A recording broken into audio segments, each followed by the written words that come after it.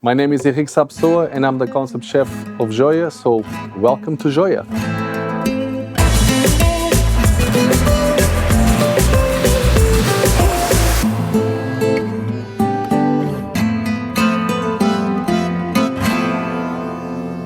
So I think the first thing that the customer experiences and this is like it's a given, it's like the space, you know. As soon as you walk in, you look at one of the most stunning views and buildings in a very iconic building in London, you know, looking at the power station. The view is just absolutely amazing. The decor, the vibe. If I could describe JOIA, I would say JOIA is the perfect combination between Spanish and Portuguese cuisine in one restaurant, simply put.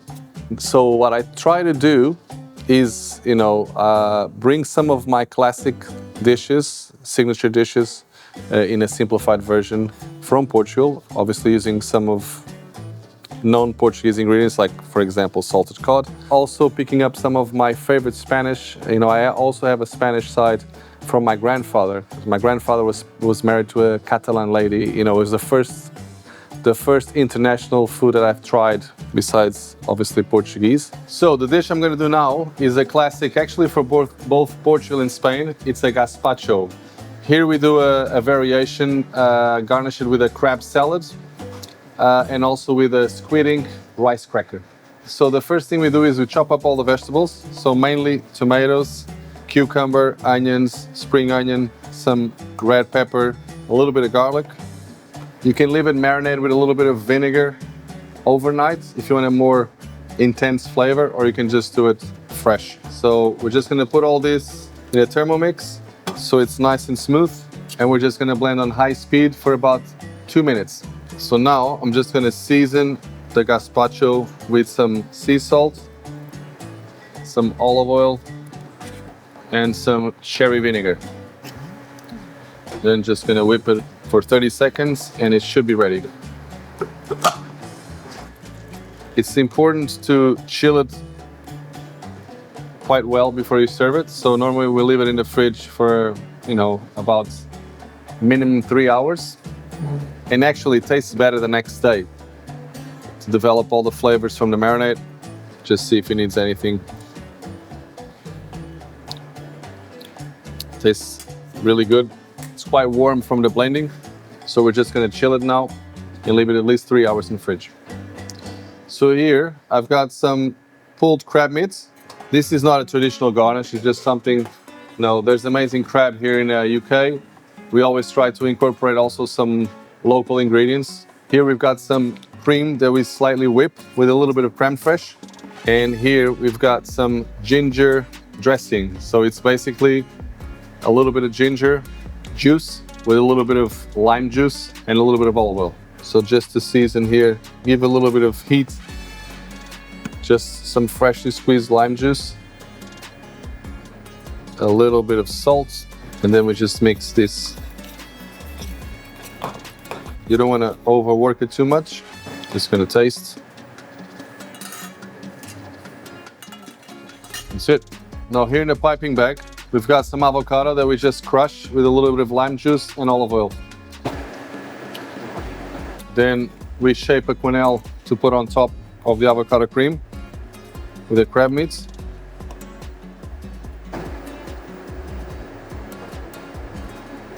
And then we also do a squid ink rice cracker that I will show you now.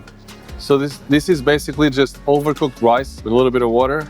We add a little bit of squid ink and then we just blend it on high speed in a Thermomix. And then we just lay it very flat in a thin layer on a seal pad and let it dry.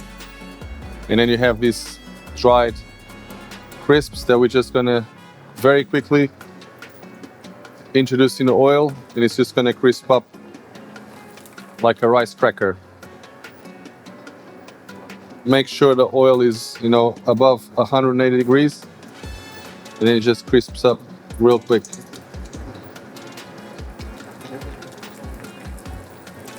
Just season with a little bit of salt, fine sea salt. And that's it, it's final garnish. To finish it off, we just put some chili strands and our crisps.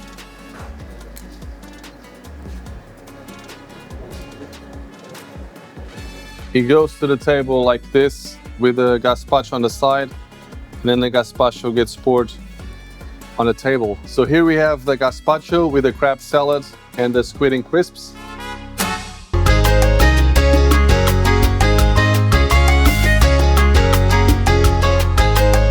We bring the dish out, and at the table, you just pour the gazpacho around because the plate is white. So once the gazpacho hits the plate, you got that vibrant red, almost pinkish color of the gazpacho. It just has a wow factor at the end.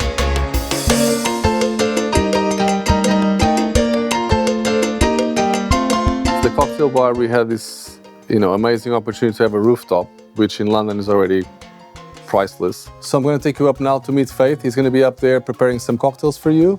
Hello guys, my name is Faith and I'm from JOIA. Here we are at the rooftop of JOIA and I'm gonna make two signature cocktails. One of them is Morganite and second is Turquesa. So the first one we're gonna make is Morganite. For this we're gonna need a highball glass. We're gonna rim the glass with tahini salt. So first one, the highball.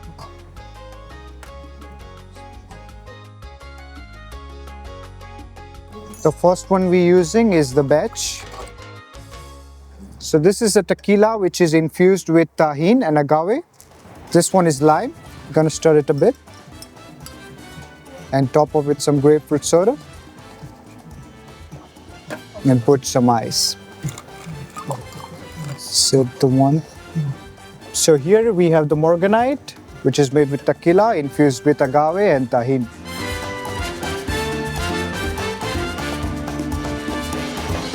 So now we're gonna go downstairs in a JOIA restaurant and we're gonna make the second cocktail.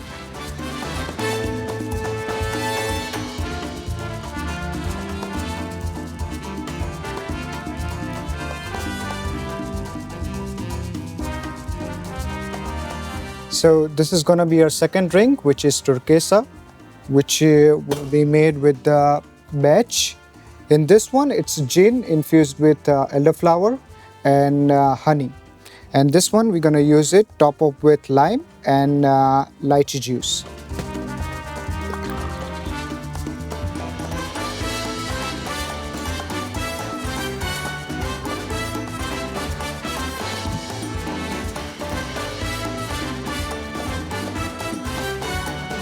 Put some crushed ice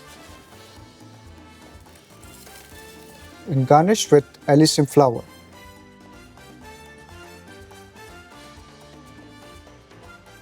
And that's your Turquesa.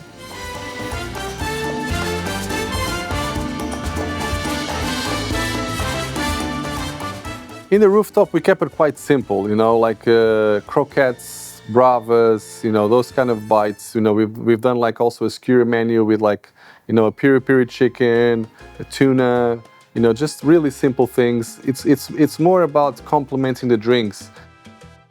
The Bacalhau à Brás. Bacalhau à Brás is another classic.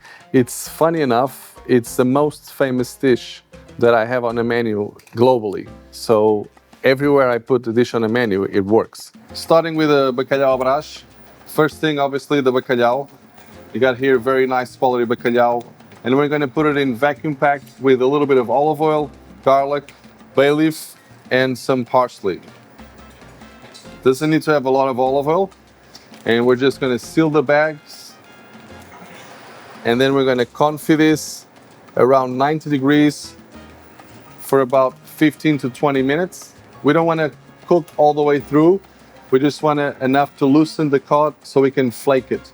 So next thing we're gonna do is a traditional preparation called refogado, which is basically sweated onions and garlic with olive oil slowly, also with a little bit of bay leaf.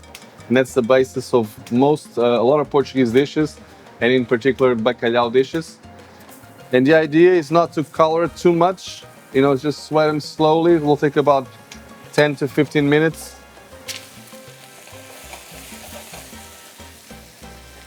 Now we're just gonna cook it slowly. We can add a little bit of salt just to get the water out of the onions.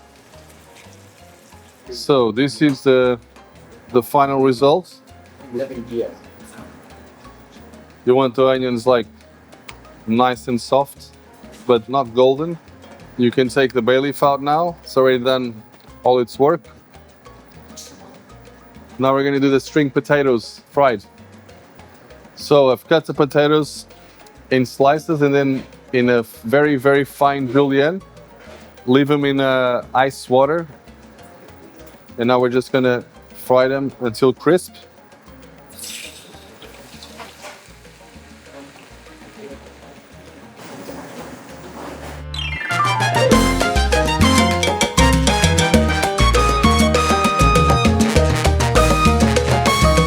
The cod is out of the oven, 20 minutes. Got all this gelatin, which you want to save.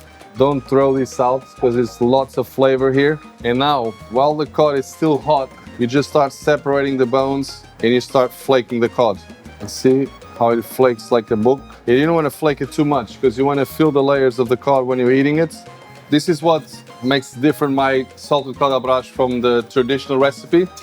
So what I do is, normally what happens, and this is something that people always complain, is sometimes this dish can be quite dry.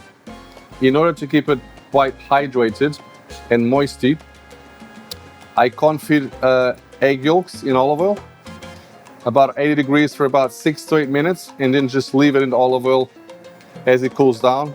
And also, the traditional recipe calls for eggs, but I find it that if you have eggs mixed with egg yolk, so I have a ratio 1:1, 1 egg yolk to 1 whole egg, while I'm doing the preparation of the salted cod.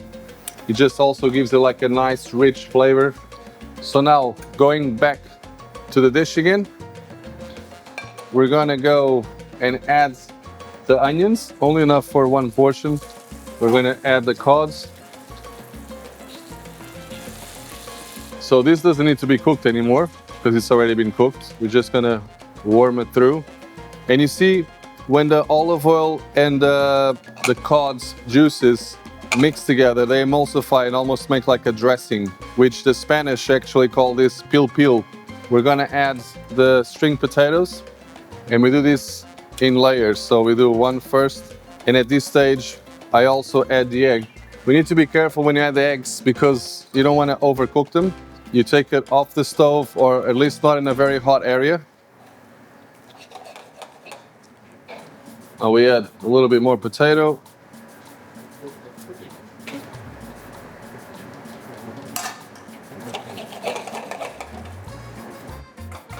So now we're ready to plate. We're gonna start by putting in the center with a ring. Super simple dish, but delicious. The other two things that are missing is the chopped parsley and also some black olives. We chop them and we dehydrate them a little bit so we have a more intense olive taste. So we've got like a black olive powder. We're gonna season the egg yolk with a little bit of salt. Clean the plates, take the ring out, and that's it. So there we have it, Bacalhau à Brás. Time to taste it, no?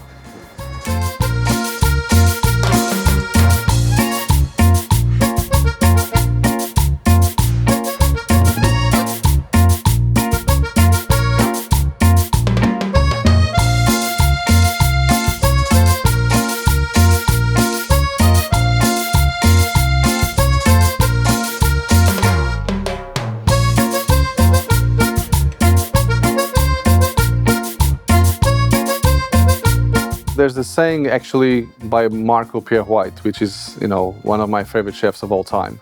And he says that a restaurant is 33% service, 33% ambience, and 33% kitchen. I know chefs are the stars of nowadays, but in the end, you go back to a restaurant because of the other factors as well. And so we wanted to have this nice, cool vibe in the restaurant and the bar. The music is something that plays an important role in creating this ambience. So yeah, we've got some decks and we've got DJs playing on Sunday, for example. Yesterday, we had a guy playing guitar, Spanish guitar. Adds to the experience at JOIA. I've opened 5 restaurants outside of Portugal in the last 4 years. So I'm gonna more focus now on being consistent. What I'm gonna do in the next couple of years is like invest a lot in the team, invest a lot in the restaurant to see how far we can go.